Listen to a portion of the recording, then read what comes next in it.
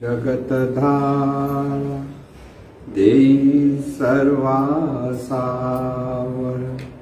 स्वरूपानुसंधान चित्तरमो निरंतर काम क्रोधादिक थारा मिळून चंतरी अखंडित वसो चित्ती तूच अनंता सर्वांतरी शरीरी घरी कन्या पुत्रादि परिग्रही अनासक्त असो चित्त आसक्त त्वत् अनुग्रही मिळो धन मिळो मान मिळो लौकिक आगळा सोडवी हा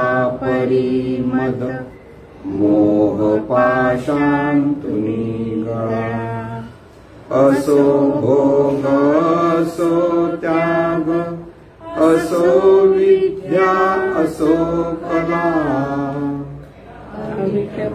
पद्मांची भाववृत्ती दे सकळा चराचर दिव्य रूप दिसो बाहेर अंतरी सर्वांचे भले व्हावे उच्चारो मन वैखरी मी माझे मावळो सर्व तू तुझे उगवता मी तूपणा जगन्नाथा हो एकची तत्वता देव भक्त से द्वैत अद्वैत न खंडिता दाखवी देवानंता प्रार्थना ही तुला धा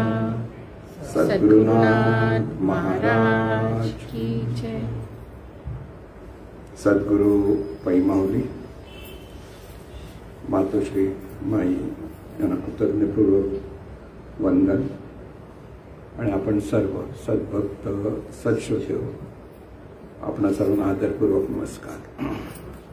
आजचा जो प्रश्न आहे असणारा आकाश तत्व स्फुरणारा वायू तत्व पाहणारा जाणणारा तेज तत्व चिंतन करणारा कृती करणारा जल तत्व भोगणारा पृथ्वी तत्व अशा जाणीवेच्या निर्गुण निराकार ते सगुण निराकार व सगुण निराकार ते सगुण साकार होणाऱ्या सप्त अवस्था म्हणजे पंचमहातत्वांचा आविष्कार कसा स्पष्टीकरण करा।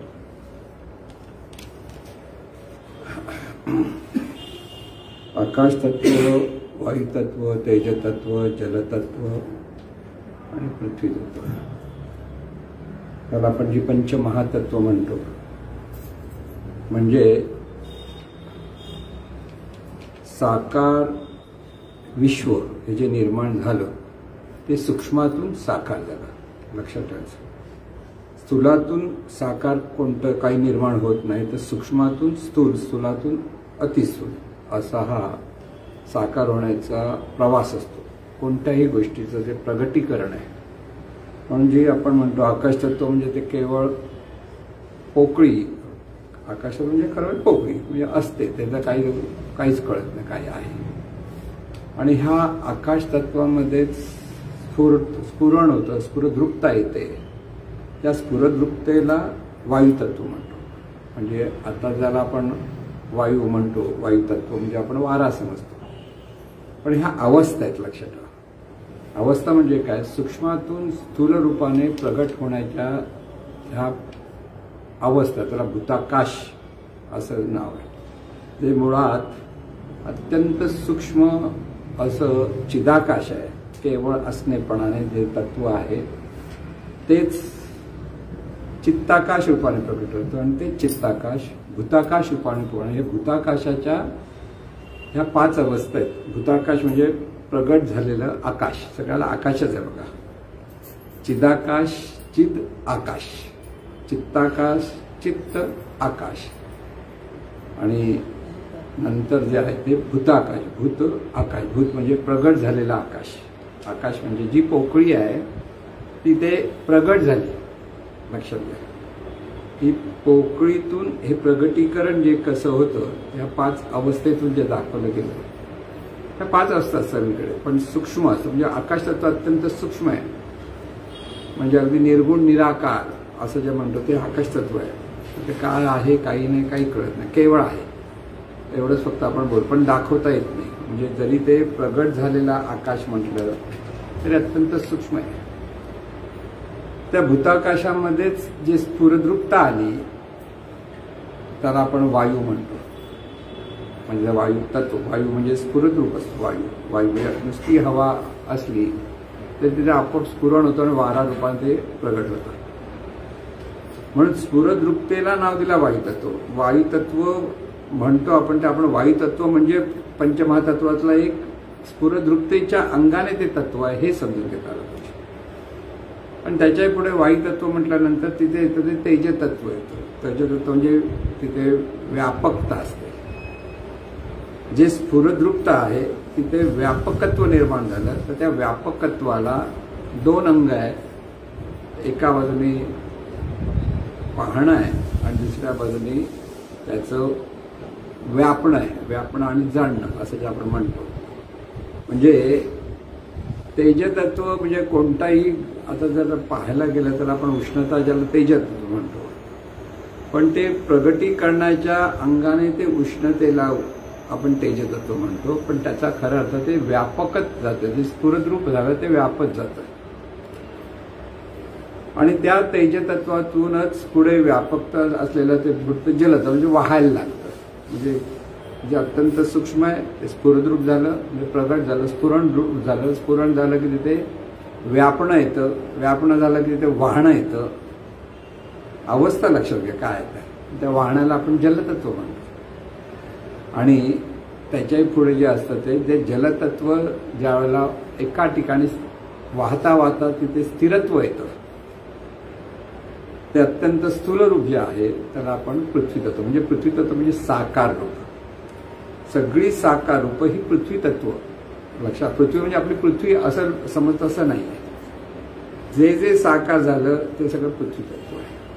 त्या पृथ्वी तत्व म्हणजे साकार होण्याच्या म्हणजे आता साकार झालं म्हणजे सगुण साकार रूप असं आपण म्हणतो.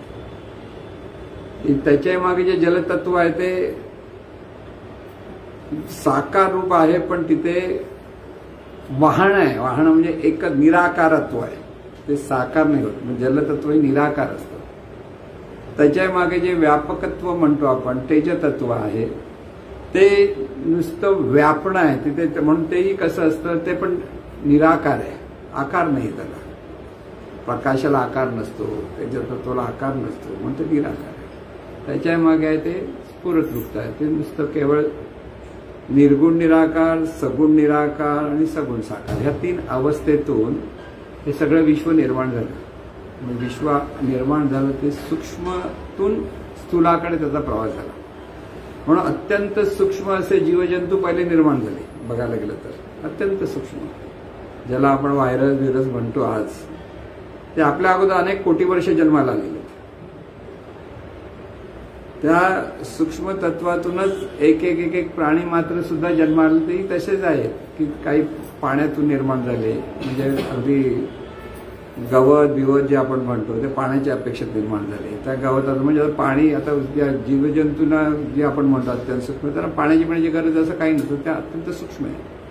पण जे हा प्रत्येक अवस्थेशी एकरूप होऊन त्यातून ज्यांचं ज्यांचं जीवन चाललंय तसे अनेक जीवजंतू निर्माण झाले. आपण जे सगळं पाहायला गेलो तर वनस्पती आहेत, मग त्या वनस्पतीवर पण निर्माण होणारे जंतू आहेत, त्याचे छोटे छोटे मासे आहेत, त्या माशांना खाणारे मोठे मासे आहेत, त्या मोठ्या माशांना खाणारे आणखी प्राणी मात्र येतात. म्हणजे हे सगळं जे सूक्ष्माकडून स्थूलाकडे जे प्रवास झालेला आहे त्या प्रवासाला पंचमहातत्व म्हटलंय.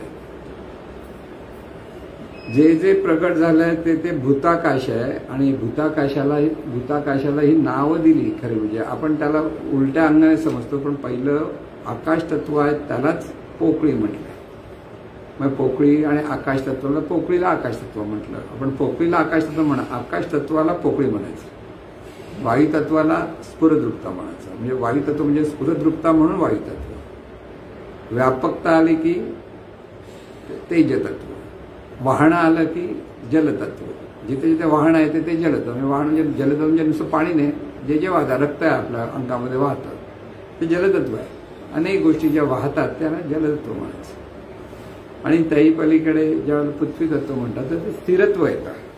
म्हणजे भूत आकाराला साकार होणाऱ्या रूपामध्ये सुद्धा जशा ह्या 5 गोष्टी आहेत आणि प्रत्येक 5 गोष्टीतून एकातून दुसरं निर्माण होत आहे, तसंच प्रत्येक त्या त्या अवस्थेला पण तिथे प्रगटीकरण आहे. म्हणजे ह्या सगळ्याला या अंगाने हे आहे. हे पंचमहातत्व म्हणजे पहिलं समजून घेतलं. म्हणजे पंचमहातत्व म्हणजे आपण समजतो ते उलट्या बाजूने समजतो. खरं सूक्ष्मतेतून ते कसं कसं स्थूल होतं हा प्रवास आपल्याला समजला पाहिजे. तसंच जाणीवेचा सुद्धा हा प्रवास आहे. जसं स्थूल रूपाचा प्रवास होतो तशी ही जी जाणीव, जी सूक्ष्म जाणीव आहे, त्या सूक्ष्म जाणीव केवळ आहे ह्या अवस्था तिला आपण आकाशात असणार. त्याच्यामध्ये जाणीवच्या ठिकाणी स्फुरण होतं. म्हणजे आता आहे म्हणजे काय, आपण गाढ झोपलेलो आहोत ते असणे पण असतं. तिथे काय आहे काय नाही काही कळत नाही. निर्गुण निराकार अवस्था असते बघा. पण गाढ झोपेमधली जी निर्गुण अवस्था आहे जाणीवेची ती आकाश तत्व. तिथे काय आहे कळत नाही. पोकळी जसं बघायला तर गाढ झोपेत काय झालं माहित नाही, पण आपण गाढ झोपलेलो होतो एवढंच आपण सांगतो परिणाम रूपाने. अनुभव नंतर सांगतो, वर उठल्यावर. आधी आपल्याला काहीही कळत नाही. आणि म्हणून इथे पहिली गोष्ट काय लक्षात ठेवायची की आता ही जाणीव कशी आहे, मुळात ती केवळ असते म्हणून ती असणारी, म्हणून तिला आकाश तत्व म्हणतात. तिथे जाणीवेमध्ये विचारांचं स्फुरण झालं, आहेपणाचं भान आलं. आहे आहे असं जे वाटतं. म्हणजे सकाळी जस्ट आपल्याला जर जाग आली तर किंचित त्या जागेपणामध्ये असणे पण अनुभवता येतं. आहे आपण उठलो आहोत असं म्हणण्याच्या आधी आपण आहोत हे स्मरण असतं. आता हे जे आहेपणाचं स्फुरण निर्माण झालं आणि त्याला म्हटलंय वायुतत्व. आता वायुतत्वामधून तेज तत्व म्हणजे जे स्फुरलं ते वाहायला लागतं. मग आता इथे उठल्यानंतर उठलं म्हणजे आपण उठलो आणि हे उठल्याचं भान आपण अधिक व्यवस्थित समजून घ्यायला लागतो. तेव्हा ते जाणणार, व्यापणारं आणि जाणणारं असा जो भाग आहे त्याला आपण तेजतत्व म्हणतो. आता तेजतत्वाचा दुसरा एक भाग लक्षात ठेवायचा की आपली जी दृष्टी आहे, आपण जे पाहतो आहोत त्या प्रकाशात पाहतो सगळ्यात. आणि प्रकाशात पाहतो म्हणजे प्रकाश तत्व आणि पाहणं ह्याचा आपला संबंध आहे. जिथे प्रकाश नसेल तिथे आपण पाहू शकत नाही. आपलं पाहण्याची दृष्टीचा प्रवास थांबतो. म्हणजे व्यापणारी जी आहे ती व्यापणारी तिथे तो भाग तिथे येत नाही, म्हणून तिथे प्रकाश हवा असतो. म्हणून प्रकाश तत्व आणि पाहणं, व्यापणं आणि पाहणं दोन्ही गोष्टी. व्यापणं म्हणजे आधी व्यापतो म्हणजे पाहतो, म्हणजे व्यापणं म्हणजेच पाहणं, आणि पाहणं काय पाहिलं हे जाणतो. या दोन्ही गोष्टी तिथे येतात. जसं प्रकाश तत्वामध्ये जसं दिसणं येतं, प्रकाश म्हणजे प्रकाश येतो आणि उष्णता येते, ह्या दोन गोष्टी प्रकाश तत्वामध्ये. तसं जाणीवेच्या प्रकाश तत्वामध्ये काय येतं, व्यापणं आणि पाहणं येतं. आता हे व्यापणं आणि पाहणं आल्यानंतर त्याच्या पुढची अवस्था परत आपल्या ह्या जाणीवेच्या ठिकाणी येते. ती म्हणजे जे जे जाणलं आहे त्याचं चिंतन करणं आणि कृती करणं. प्रत्येक कृती आपल्याकडनं जी होते शरीराकडनं होते, पण त्या अगोदर मनामध्ये होते, जाणीवमध्ये ती कृती होते. ती म्हणजे चिंतन करायचे असं. आणि त्यानंतर त्या कृतीच्या अपेक्षेत ही जाणीव वाहते आणि वाहते म्हणून तिथे तिला म्हटलंय जलतत्व. आणि शेवटी त्या कृतीतून परिणाम रूपाने जो अनुभव येतो, जो भोग म्हणजे अनुभवणं, लक्षात ठेवा. भोग म्हणजे आपण चुकीचा अर्थ करतो. म्हणजे कोणतीही गोष्ट कृती केल्यानंतर शेवटी आपल्या वाट्याला जो परिणाम आपला अनुभव येतो ते म्हणजे पृथ्वीतत्व. म्हणजे जाणीवेच्या ह्या 5 अवस्था आहेत. सप्तावस्था म्हणजे खरं पंचमहातत्व या 7 अवस्थेमध्ये व्यापलं आहे, बांधलं गेलेलं आहे. आणि म्हणून ह्या गोष्टीतून एक लक्षात ठेवायचं की आपलं सगळं जीवन जे चाललेलं आहे ते ह्या 7 अवस्थेमधून चाललेलं आहे. सकाळी उठल्यापासून रात्री झोपेपर्यंत, रात्री झोपून सकाळी उठेपर्यंत जाणीव कशी असते, तर ती केवळ असते. केवळ असल्यानं तिच्याकडे स्फुरतं, म्हणजे विचार येतो, किंचितचा विचार येतो. तो किंचितचा विचार अधिक त्याचं विचाराचं व्यापकता येते, आणि व्यापकता आल्यामुळे तो विचाराच्या अंगणात अधिक विचार करावा लागतो. तो अधिक विचार करून त्या विचारात आपण वाहायला लागतो. चिंतन करता त्याच्या अंगणात ते करता शेवटी कृती करतो. म्हणजे कोणतीही गोष्ट आपण नुसतं करतो असं नाही, त्याच्यामागे ह्या सगळ्या 6 गोष्टी येतात. तेव्हा आपल्याकडनं प्रत्यक्ष त्याचा अनुभव म्हणून जो भोग येतो आपल्या वाट्याला, आणि भोग येण्याच्या मागे ह्या 6 अवस्था जाणीवेच्या होत असतात. म्हणजे भोग घेण्याची पण अवस्था जाणीवेचीच आहे, आणि भोग घेण्यासाठीच जाणीवेचा हा सगळा प्रवास असतो. आपल्याला प्रत्येकाला भोग हवाय. भोग हवाय म्हणजे काय? अनुभव हवाय. एखादी गोष्ट आपल्याला अनुभवायची आहे, त्यासाठी आपल्या ठिकाणी ह्या जाणीवेच्या 6 अवस्थेतून जाणीवेचा प्रवास व्हावा लागतो, आणि ही जाणीव या 6 अवस्थेतून करता तिथपर्यंत पोचते. आता उदाहरण समजून घ्यायचं असेल तर डोळ्याच्या दृष्टीने आपण जर विचार केला, आता खरं म्हणजे व्यापणं आणि पाहणं फक्त डोळ्याच्या अंगाने ही जाणीव व्यापते आणि पाहते असं नव्हे, तर पंच ज्ञानेंद्रियाच्या द्वारे ही जाणीव व्यापते आणि पाहते. डोळा, कान, नाक, जिव्हा, त्वचा ही सगळी 5 जी ज्ञानेंद्रिय आहेत, ह्या ज्ञानेंद्रियाच्या द्वारे ही जाणीव जे जाण घेते किंवा जाणते ते व्यापणं आणि पाहणं आहे. पण डोळ्याच्या अपेक्षा आपण फक्त पाहणं असं म्हणतो. लक्षात घ्या. म्हणजे कसं आपला जाणीवेचा जो प्रवास आहे, या प्रवासामध्ये म्हणून आता ह्याचाच उपयोग ऋषीमुनींनी मनाला स्थिर करण्यासाठी केला. आता सर्वसाधारण माणसाच्या ठिकाणी ही जाणीव कशी आहे? वाहते आणि जे काही चिंतन कृती करते त्याच्यावर तिचा कंट्रोल नसतो, ती करत जाते. चांगलं वाईट काय वाटत नाही, तिला करावं असं वाटतं ती करते, आणि कसलाही भोग तिच्या वाट्याला येतो. म्हणजे अनिष्ट कर्म होतं किंवा इष्ट कर्म होतं, लक्षात घ्यायचं. पण जर जाणीवेवरती आपल्याला जर नियंत्रण हवंय, आता ही जाणीव सहजपणे ह्या पद्धतीने वाहते, लक्षात ठेवा, आणि वाट्याला भोग येतो. म्हणजे कसं होतं, लहान मुलाला कळत नाही, ते वाटेल तसं धावता कशात आपटतं किंवा पडतं, हा अनुभव त्याला भोग येतो. त्याच्या अगोदर ह्या सगळ्या 6 गोष्टी ज्या झालेल्या आहेत त्या मुलाकडे, पण त्याला ते नियंत्रण नसल्यामुळे ते पडतं. की आपण जे धावल्यामुळे आपण पडणं, कुठे थांबायचं त्याला कळत नाही, तर धावत जातो. की धावत झाल्यानंतर त्याचा तोल गेला आणि पडला किंवा लागला की त्याला मिळतो तो भोग, मग रडतो. म्हणा त्या भोगाचा परिणाम परत सुख आणि दुःख. हे सगळं जे आहे ते सर्वसाधारण माणसाच्या जीवनात सतत होत असतं. पण ह्या सर्वसाधारण माणसाच्या जीवनात हे होत असल्यामुळे जीवनामध्ये लोक अनिष्ट कर्म म्हणजे वाईट परिणाम आपल्या वाट्याला घेतच असतात. म्हणजे माणसाच्या जीवनात आपण म्हणतो का ते वाईट कसं झालं, हे असं कसं झालं, ते त्याच्या सगळं कर्माचं फळ आहे. ही जाणीवच्या ठिकाणी जे कर्म करणं होतं की कर्म होणं होतं, लक्षात घ्या. चिंतन करणं आणि कृती करणं हे कर्म आहे. आणि ह्या कर्मातून बघा आपण चिंतन पण करतो ना. एखाद्याचा राग आला असेल, कोणीतरी आपल्याला काय बोललं असेल, आपण सतत त्याचं चिंतन करतो, ती कृती आहे आपल्याकडे. आणि त्या कृतीतून परत आपण त्याच्याबद्दल काहीतरी वाईट विचार पण करत जातो. असं होते त्याला, तसं होते त्याला, हे जे विचार करतो ही कृती आहे. आणि ह्या कृतीचा परिणाम आपल्याला मिळणार का, भोग मिळणार हे आपल्याला लक्ष नव्हतं, पण ह्या नियमाप्रमाणे परत भोग पण मिळतो. म्हणून सत्कर्माचा भोग चांगला अनुभवणं की सुख, आणि दुष्कर्माचा भोग दुःख, हे नेहमी लक्षात ठेवायचं. की इथे सत्कर्म आणि दुष्कर्म करताना माणूस ज्या वेळेला रागामध्ये काय बोलतो, कसं बोलतो, ह्याच्यावर कंट्रोल राहत नाही. कंट्रोल म्हणजे जाणीव भर वाटेल तशी व्हायला लागते, कळलं ना. मग अतिशय रागावलेला माणूस काही वेळासारखा बडबडतो, कसं त्याचं तो किंमत ठेवत नाही, अशा पद्धतीने जेव्हा बोलायला लागतो तेव्हा ते वाहणं असतं आणि त्याचं परत वाईट परिणाम त्या व्यक्तीला मिळतो. कारण हे जीवन आहे, आपलं सगळं जीवन अशाच पद्धतीने चाललेलं आहे. मग त्याच्यातून आपल्याला शिकायचं काय, हा मार्ग आहे, प्रत्येकाच्या ठिकाणी जाण्याचा मार्ग आहे. मग ते लहान मुलासारखं वाटेल तसं धावत बसणं, तसं लोक वाटेल तसं चिंतन करतात, वाटेल तसा विचार करतात आणि वाटेल तसं कर्म करून मोकळं होतं. आणि त्या कर्मातून त्यांच्या वाट्याला अनिष्ट फळ येतं. हे सगळं निसर्ग नियमाप्रमाणे किंवा ह्या जाणीवेचा जो प्रवास आहे त्याप्रमाणे ते होत असतं. पण त्याच्यातून आपल्याला योग्य ते कसं करायचं हे ठरवायचं बुद्धी परमेश्वराने आपल्याला दिली आहे. आणि त्यासाठी आपल्याला ह्या जाणीवेवर नियंत्रण येणं हे फार महत्वाचं आहे. मग नियंत्रण येण्यासाठी या परत स्टेप्स आपल्या लक्षात आल्या पाहिजेत. कर्म म्हणजे चिंतन करणं, कृती करण्याच्या मागे काय आहे?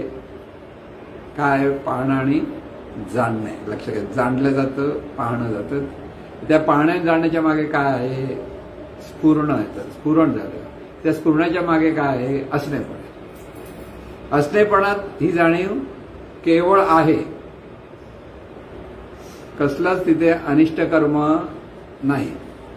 स्फुरण होतं तिथे अनिष्ट कर्म आहे असं म्हणता येत नाही. पण एखादा विचार करताना स्फुरतो, आपण विचार स्फुरतो, पण हा विचार स्फुरतो त्याच्या मागे जर सद्भाव आहे की दुर्भाव आहे हा महत्वाचा बोध असतो. कळला ना? दुर्भावनेतून स्फुरण झालं तर ते अनिष्ट पद्धतीने वागणार. सद्भावनेतून जर कर्म झालं, स्फुरण व्यापणं, पाहणं, चिंतन करणं आणि कृती करणं, हा जो वाहणं जे आपलं कर्माचं असतं, कर्म होतं आपल्याकडनं, तिथे मुद्दा कुठे असायला पाहिजे? आपल्याला असणेपणापर्यंत ह्या जाणीवेला स्वतःला अनुभवता आलं पाहिजे. असणेपण जाणवं. हे असणेपण जाणवण्यासाठी संतांनी, सद्गुरूंनी हा दिव्य साधनेचा अनुभव प्रकार किंवा मार्ग सर्वसाधारण लोकांनी त्या मार्गाने जावं. म्हणजे आपल्या जाणीवेवरती आपण नियंत्रण होतं किंवा नियंत्रण करतो, दोन्ही गोष्टीचे लक्षात. आता आपण करतो होतं म्हणजे नेमकं काय होतं? पण लक्षात, हे जे बहिर्मन जाणीवपूर्वक जाणणारं मन आणि अंतर्मन म्हणजे त्यातून ते त्याच्याकडनं नेणीपूर्वक होणारं कार्य, ह्या दोन्ही गोष्टी तिथे असतात. भोग सुखाचा दुःखाचा कोणाला कळतो? बहिर्मनाला, म्हणजे जाणीवपूर्वक जाणणाऱ्या मनाला. कळलं? दोन्हीकडे तेच आहे, जाणीवच आहे सगळे. मग नियंत्रण कोणी ठेवायचं आहे? या जाणणाऱ्या मनाने, बहिर्मनाने. जाणीवपूर्वक म्हणजे आता बुद्धीचा वापर जो म्हणतो आपण, बुद्धी आणि बहिर्मन हे एकत्व आहे. मग कार्य हे बुद्धीच्या अधिष्ठान होतं. म्हणून योग्य आणि अयोग्य, चांगलं आणि वाईट हे सगळं जे जाणलं जातं ते बहिर्मन. अंतर्मनाकडून जे जे होतं ना तिथे योग्य अयोग्य असं जे संस्कार अंतर्मनात त्याप्रमाणे ते होतं. एखादा शिवी देणारा मुलगा आहे किंवा मुलं काही फार शिव्या देऊन बोलतात, सहज बोलतात, आपल्याला ऐकायला इतकं वाईट वाटतं की अरे काय घाणेरडं बोलतात. त्यांना काही वाटत नाही, कारण ते अंतर्मनाला चांगलं वाईट कळत नाही. त्यांना सवय आहे, त्या सवयीप्रमाणे ते बोलत असतात. म्हणून इथे हे जे बहिर्मन आहे, आता लक्षात घ्या, हा बहिर्मनाला हा जाणीवेचा प्रवास जाणता आला पाहिजे. जर बहिर्मनाला कळला, जाणीव म्हणजे आपला स्वतःचा प्रवास कसा चाललाय, जीवन कसं चाललंय, हे ज्ञान जेव्हा बहिर्मनाला होतं तेव्हा नियंत्रण येऊ शकतं. तोपर्यंत नियंत्रण येऊ शकत नाही. पहिली गोष्ट, ह्या 7 अवस्था अशा आहेत की आपण जसे गाढ झोपतो किंवा अगदी डोळे बंद होऊन शांत होऊन बसतो, केवळपणे म्हणजे केवळ असणं, ह्या अवस्थेमध्ये जेव्हा बसतो तेव्हा ते असतं ते आकाश तत्व असतं. म्हणजे ती जाणीव अत्यंत शांत असते, अत्यंत स्थिर असते. तिला दुसरं काही तिथे कसलाही विकार काही नसतं. आता या बहिर्मनाला ही सवय लावायची आहे. म्हणजे बहिर्मनाला सवय कोणाला लावायची आहे? अंतर्मनाला. लक्षात घ्या, आपणच आपल्याला सवय लावायची. कारण अंतर्मनाचा हा स्वभाव आहे सगळा. नेणीवेतून हे सगळं सहज सहज होतं. स्फुरण ते भोग मिळणं. म्हणून अज्ञानातून जे लोक कर्म करतात त्यांना चांगलाही कधी भोग मिळेल, कधी वाईट. जसं कर्म आहे त्याप्रमाणे सत्कर्म का दुष्कर्म हे अंतर्मनाला कळत नाही. आणि त्याच्यामुळे त्याला चांगला परिणाम मिळेल का वाईट परिणाम मिळेल हे त्या कर्मावर अवलंबून आहे, कारण नियमाप्रमाणे. आता ह्या अंतर्मनाकडनं हे जे वाहणं आहे, अंतर्मनाकडनं हे स्फुरण आहे, तिथे बहिर्मनाचं लक्ष असलं पाहिजे. म्हणजे सोप्या भाषेत आपणच आपल्या विचारांवर लक्ष ठेवलं पाहिजे. लक्षात घ्या, जाणीवर कंट्रोल म्हणजे काय? स्फुरण कुठे होतं? स्फुरणातून निर्माण होतो तो विचार. म्हणजे प्रत्येकाकडे स्फुरण आहे. स्फुरण आहे म्हणजे काय होतं? ती भावना स्फुरते आणि भावनेतून विचार स्फुरतो, विचारातून शब्द स्फुरतात, शब्दाच्या उच्चारातून आचार स्फुरतो. अशाही स्टेप आहेत आपल्याकडे. म्हणून स्फुरणाकडेच लक्ष पाहिजे. स्फुरणाच्या मागे काय आहे, आपण जे आहोत केवळ आहोत त्या अवस्थेपर्यंत जी जाणीव जर स्थिर राहिली तर ती अत्यंत शांत होते. म्हणून ज्यावेळेला साधकाला सद्गुरू दिव्य साधना देतात त्यावेळेला त्याला पहिल्यांदा काय सांगतात, डोळे बंद कर. म्हणजे डोळे बंद कर म्हणजे काय, वाहनं थांबव. वाहनं डोळे बंद सगळीकडे पाहतं तर वाहत असते जाणीव. वाहनं थांबव. पण वाहनं थांबवलं तरी काय, त्याच्या विचाराकडे लक्षात, विचारही थांबव. पण विचार थांबवता येत नाही, कारण आता ही स्फुरद्रुपतेतला थांबवण्याचा प्रकार आहे. मग त्यासाठी काय केलं की ह्या जाणीवेने म्हणजे जाणीवपूर्वक जाणणाऱ्या मनाने एकाच ठिकाणी फोकस करत राहायचं. जितका त्या ठिकाणी फोकस केला एका जागी तितकं वाहनं थांबायला लागतं. म्हणजे बाकीचे जे स्फुरण आहेत, विचारांचं जे स्फुरण आहे ते आपोआप आले जरी तिथे लक्ष नाही दिलं तर हळूहळू ते स्फुरण मंदावतं. आणि जसं स्फुरण मंदावायला लागलं, अगदी म्हणजे त्याचं स्फुरणाचा आवेग कमी झाला तर असणेपणाची अवस्था येते. आणि असणेपणाची अवस्था आली की मनाला शांतता मिळते. आता ह्या असणेपणाच्या अवस्थेमध्ये हे बहिर्मन सुद्धा अगदी नरम होऊन जातं. म्हणाल नरम म्हणजे अगदी मऊ होतं म्हणजे त्याचंही कार्य अत्यंत स्थिरावतं, शांत होतं. म्हणजे बहिर्मन अंतर दोन्ही शांत होतात. अतिशय शांत झालं की त्याला म्हणतात आपण ट्रान्समध्ये गेला. आपण म्हणलो आपण कुठे आहोत काही नाही कळत, थोडा वेळ होतो आणि परत आलो. असं साधनेत बऱ्याच लोकांना कधी कधी कुठे गेलो कळत नाही. पण तिथे जरा जरी सूक्ष्म असं जर जाण असेल तर बहिर्मन हे निवांतपणा अनुभवू शकतं.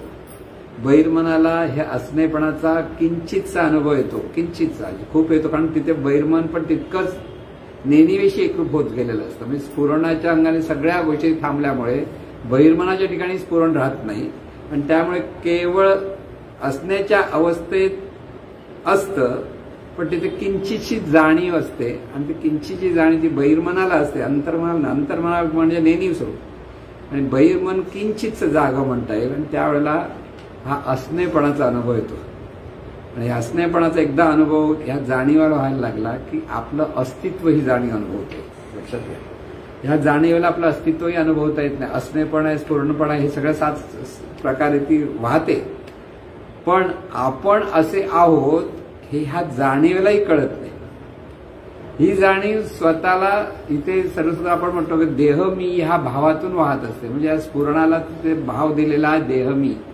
आणि देहमीच्या अपेक्षेत ह्या जाणीवेकडनं जे विचार स्फुरतात ते विचार स्फुरतात, तेव्हा ते विचार स्फुरतात त्यालाच ही नावं दिली. असणारा, स्फुरणारा, व्यापणारा, जाणणारा, चिंतन करणारा, कृती करणारा आणि भोगणारा. 7 अवस्था. 7 अवस्थेमध्ये जे कार्य आहे या कार्यावरती जसं जसं लक्ष ह्या बहिर्मनाचं यायला लागतं प्रत्येक अवस्थेवर, तसे हे जाणीव स्वतः निवांत होते, शांत होते. आणि निवांत आणि शांत अवस्थेत असणेपणाचा अनुभव येतो. असणेपणाचा अनुभव म्हणजे केवळ असणेपण. केवळ असणे म्हणजे परत जाणीवेला जाणीवेचा अनुभव येतो. म्हणजे केवळ असणेपणामध्ये जेव्हा ही जाणीव असते ते जाणीव अत्यंत शांत अवस्थेत असते. आणि शांत अवस्थेत असल्यामुळे तिच्याकडे असलेले विकारही बाजूला होतात. विकार राहत नाही. तिथे असतं ते फक्त असणेपण. तिथे दुसरा काही विचार उरत नाही, काही नाही उरत. आणि त्या असणेपणाच्या अधिष्ठान म्हणजे अत्यंत शुद्धता ह्या जाणीवेमध्ये निर्माण होते. आणि ह्या शुद्ध जाणीवेमध्ये जे स्फुरण येतं ते परत शुद्ध स्फुरण असतं. म्हणजे इथे सद्गुरू आठवण करून देतात की तू मी म्हणणारी ही जाणीव आहे. जाणीव म्हणजे हे जाणणारी शक्ती जी आहे ती जाणीव ही मूळ स्वरूप आहे आपलं. आणि मूळ स्वरूपाचं लक्षात येणं म्हणजेच परमेश्वराचा अनुभव येणं. दोन्ही गोष्टी असणारा जो आहे आणि परमेश्वरी शक्ती पण आपण म्हणतो असणारी आहे, केवळ आहे. ही केवळ आहे ज्याला आपण चिदाकाश म्हणतो ते परमेश्वराचं वर्णन आहे. तेच वर्णन ह्या जाणीवेचं वर्णन. ती पण केवळ असते तर ती चिदाकाश असते. जरासं स्फुरण झालं की ती चित्ताकाश होते.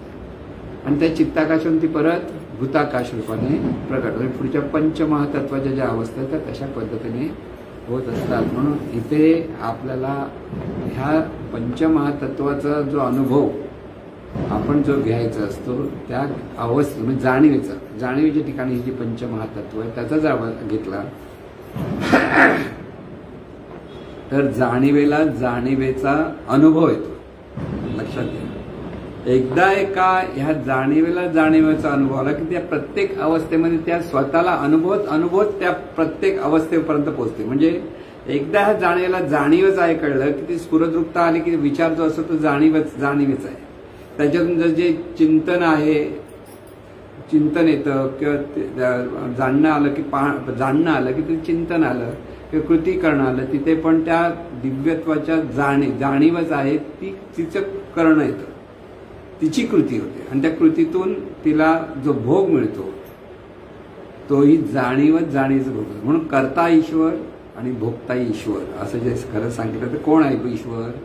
ही जाणीव ईश्वर आहे. जेव्हा ती शुद्ध अवस्थेत असते तेव्हा ती ईश्वर आहे आणि ती अशुद्ध अवस्थेत असते तेव्हा ती जीव आहे किंवा नश्वर आहे. म्हणून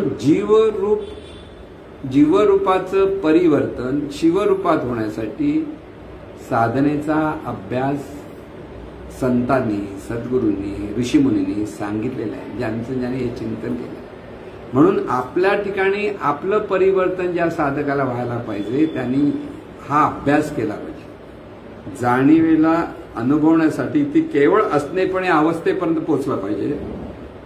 त्या अवस्थेपर्यंत पोहोचल्यानंतर तिथे जो परिणाम मिळतो, आता लक्षात घ्या, प्रत्येक वेळेला ते अनुभवाला आलं असं समजा, पण परिणाम लक्षात घ्या. परिणाम का? अत्यंत निवांतपणा येतो, शांतपणा येतो, केवळ असल्यामुळे काही कळतं न कळतं अशी एक अवस्था येते आणि त्या अवस्थेतून परत जर बाहेर पडल्यानंतर एक फ्रेशनेस येतो, बरं वाटतं, शांत वाटतं. असं जी अवस्था, हे सगळं त्या जाणीव जेव्हा मूळ अवस्थेला पोचते ना त्यावेळेला मिळणारा हा सगळा परिणाम आहे. आणि म्हणून हा परिणाम आपल्याला एकदा लक्षात आला की आपला हा मार्ग बरोबर आहे हे साधकाने समजून घेतलं. अर्थात त्यासाठी पुन्हा पुन्हा सद्गुरूंशी चर्चा करूनच हे समजून घेतलं पाहिजे. कारण आपण बऱ्याच वेळेला जर अनुभव नसेल तर चुकीच्या गोष्टी धारण करतो आणि त्या पद्धतीने जे शुद्धीकरणाचे व्हायला पाहिजे तसं होत नाही. म्हणून साधकाने साधना आपण खूप करतो म्हणजे बरोबर आहे असं समजू नये. लक्षात ठेवा, आपल्या ठिकाणी हा जो देहभाव उरणं न उरणं हा एक साधनेचा परिणाम आहे. लक्षात ठेवा, खरा साधना म्हणजे प्रत्येक कृती करत असताना करता ईश्वर म्हणजे हे सर्व चैतन्य स्वरूपाचं कार्य आहे हा बोध तिथे सतत असला पाहिजे. मी करतो जेव्हा वाटतं त्यावेळेला तो देहभाव असतो आणि त्या देहभावातूनच आपल्याला सगळे काम, क्रोध, लोभ, मोह, मद, मत्सर हे विकार निर्माण होत असतात.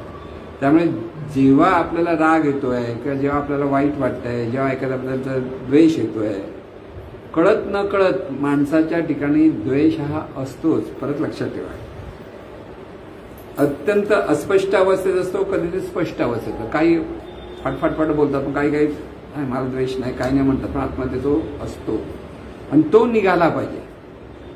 सद्गुरू शिष्याकडनं हा द्वेष जो असतो तो काढण्याचा प्रयत्न करत असतो.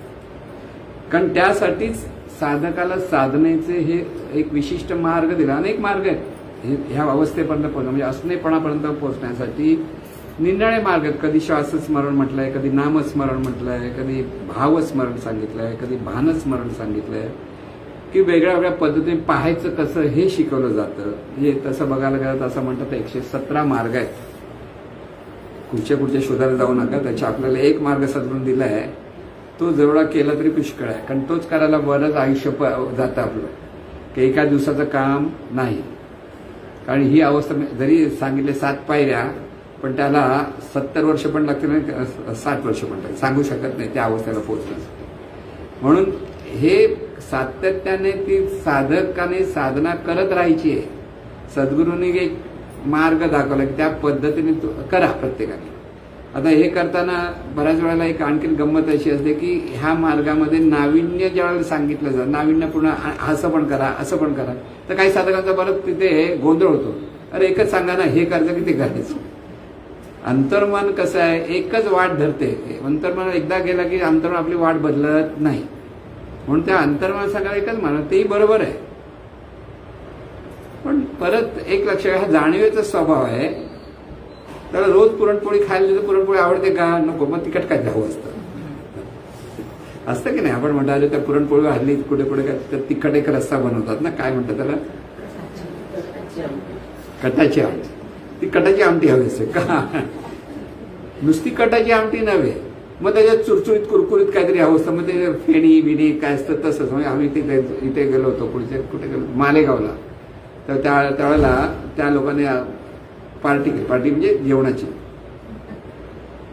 तर पुरणपोळी नाही, त्याला काय म्हणतात, मांडे बनवले. ते मांडे म्हणजे पुरणपोळी. पहिलं मांडे माहीत नव्हतं, तिथे कळलं. आपण म्हणतो मनात मांडे असं म्हणतो ना, प्रत्यक्ष मांडे. मांडे म्हणजे एक मोठ्या मडकाचं खापर असतं मोठं असं, आणि त्याची एवढी मोठी पुरणपोळी असते ती. आणि त्या हाताने त्या बायका इतकं मस्त सुंदर बनवत्या की गरमागरम द्यायचं. म्हणजे नुसतं नव्हतं तेव्हा. हा कटाची आमटी म्हणजे तिखट, तिकडे भरपूर तिखट, त्याच्यावर ते सगळे चिवडा पाव म्हणजे फेण्या बिण्या असं ते.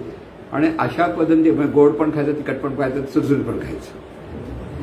नाविन्य कळलं? सांगतात जिभेला नाविन्य असतं. काही काही रोज दिलं तर रोज नवीन नवीन बनव म्हणतात, नवीन नवीन करत सांगतात ना घरामध्ये. का? जिभेला नाविन्य हवं असतं. खूप काही काही लोकांना एकच रोजची भाजी चपाती नको वाटते, नको चावणं, आज काहीतरी वेगळं बनव. तसं साधनेमध्ये पण नाविन्य घेतलं तरी खरं म्हणजे भाव एकच असला पाहिजे. आहे ते चैतन्यच आहे. हा भाव धरण्यासाठी विविध मार्ग आहे. म्हणून काही वेळेला आपण विविधतेने सांगण्याचा प्रयत्न करतो की रोज तेच सांगता, अरे रोज तेच काय सांगता असे म्हणतात ना काही लोक. रोज ते सांगा, तेच काय करायचं. पण भाव मात्र तो एकच असला पाहिजे. मार्ग जरी अनेक असले की ज्याला जे जमतं, ज्याला वाटतं एकच केलं तरी एकच मार्गाने करावं, त्याने जाऊ नये. जरी आपण तरी आपल्याला माहिती आहे हे असं करायचं आहे.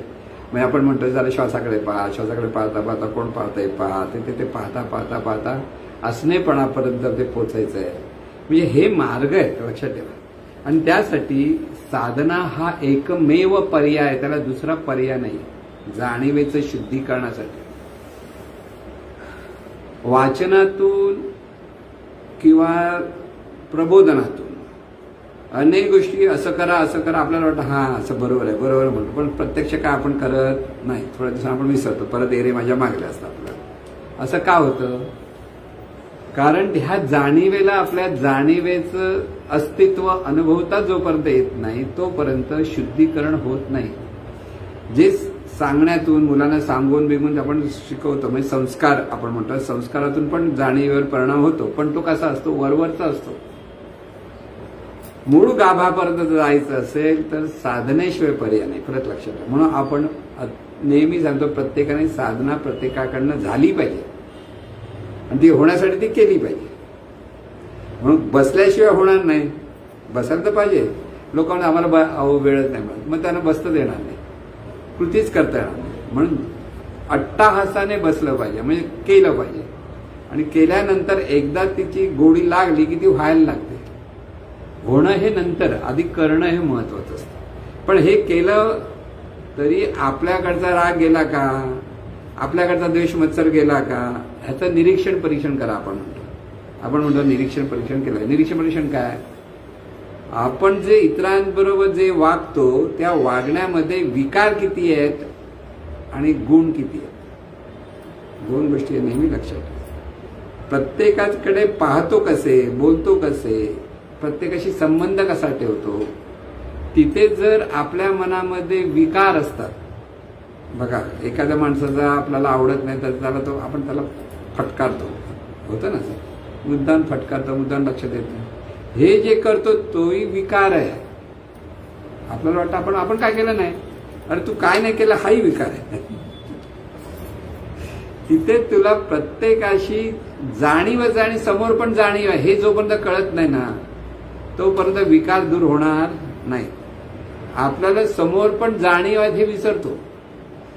किंवा चैतन्य, हल्ली आपण चैतन्यच आहे हा जो बोध घेतो, त्या मी म्हणणारं सुद्धा चैतन्य आहे. म्हणजे जाणीवेला स्वतःला लक्षात आलं की हे चैतन्य आहे आणि समोर जे जे दिसतं ते चैतन्य. म्हणून आपण बोधच काय दिला आहे ते चैतन्य, दिसतं ते चैतन्य, जाणतं ते चैतन्य, सर्वत्र चैतन्य. म्हणून सर्वांचं अधिकाधिक भलं होत आहे.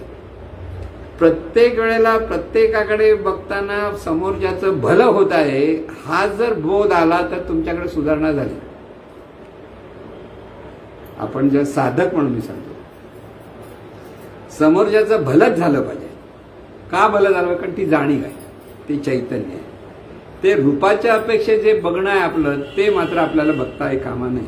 रूपाच्या अपेक्षेत रूपाच्या अपेक्षेत आपल्याकडे भावना आहेत. आई मुलाकडे पाहते रूपाच्या अपेक्षेत, ते माझं मूल. कळलं? आता 4 मुलं असतात खेळतात, पण आईचं लक्ष कुठे असतं? माझं मूल. तो का तो चांगला खेळतो, तो चांगला करतो, तो काय चुकत नाही, दुसरीच मुलं वाईट असं म्हणते ना बऱ्याच वेळा. हे माझे पण जे प्रत्येकाकडे असताना त्या प्रत्येकाचं पाहण्यामध्ये जमून इथे जाणीवेचं शुद्धीकरण म्हणतोय. हे सगळं अशुद्धीकरण आहे जाणीवेचं. आपण द्वेष मत्सर करतो, आरडाओरडा करतो, वाईट बोलतो, वाईट चिंतन करतो, निराशाजनक विचार करतो. हे सगळं जाणीवेचं अशुद्धीकरण आहे, लक्षात घ्या. म्हणून गंगोत्री तिकडे जी गंगा शुद्ध आहे ती वाहायला लागली की अशुद्ध झाली म्हटलं ना, आता अशुद्ध आहे तिला परत शुद्ध करायला लागते. तसं ह्या जाणीवेचं पण अशुद्धीकरण होतं, तिला परत शुद्ध करायला लागतं. आणि शुद्ध कसं करायचं? तर सद्गुरूंच्या मार्गदर्शनाखाली ह्या 7 पायऱ्या ज्या आहेत त्या 7 पायऱ्याने उलट उलट जायचं, म्हणजे गंगोत्रीपर्यंत जायचं. गंगोत्री काय? असणेपण. या असणेपणाची अवस्था जेव्हा जाणीव स्वतःच अनुभवते तेव्हा तिच्याकडे आपोआप शुद्धीकरण होतं. तिथे प्रगल्भता येते, तिथे अधिक ज्ञान प्रगट होतं, सगळ्या गोष्टी तिथे होतात आपोआप. आपोआप म्हणजे काय? जे केवळ आहे तिथे शुद्धताच आहे, त्यामुळे शुद्धतेतून व्हायला लागतं. आणि तोच भाव ज्यावेळेला शुद्धतेचा धरून प्रत्येक स्टेपवर मग असणारा स्फुरणारा शुद्ध किंवा दिव्य, स्फुरणारा, व्यापणारा, पाहणारा. तिथे पाहणं शुद्ध म्हणून दृष्टी शुद्ध होते, पाहणं शुद्ध, जाणणं शुद्ध होतं. तिथून चिंतन होतं तेही शुद्ध, ते चिंतनाचं कृती करणं ते शुद्ध, आणि त्या कृती करण्याचा भोग मिळतो तोही शुद्ध. शुद्धता ही शुद्धतेकडून शुद्धतेकडे वळायचं. अशुद्ध जिथे अगदी टोकाला भोग आहे तिथे अशुद्ध कर्म असेल तर तिथे शुद्धता होऊ शकत नाही. तिथे किती तुम्ही स्वच्छ करा काही शुद्धता होणार नाही. ते आतून शुद्धता जी असली पाहिजे. म्हणून जाणीवेने स्वतःला स्वतः अनुभवायचंय. परत लक्षात ठेवायचं, हा सगळा अभ्यास जाणीवेने जाणीवेचा अभ्यास आहे. तो दुसऱ्याला दाखवता येत नाही, सांगता येत नाही. हे मोठं आहे की त्याचं सर्टिफिकेट देता येत नाही कोणाला, हा बाबा तू शुद्ध झालास असं नाही. म्हणून इथे सद्गुरू आपल्या शिष्यांकडे पाहताना आपले शिष्य जेव्हा अशुद्ध विचारातून कर्म करतात काही वेळा ते शांत असतात, मग काही वेळा त्याचं ते मार्गदर्शन करतात की असं नको, असं करा, असं नको, असं करा. हे सतत सांगत राहतात. तेही सांगून कोणाला कळत नाही, मग त्याला फटकारतात. असंही होतं.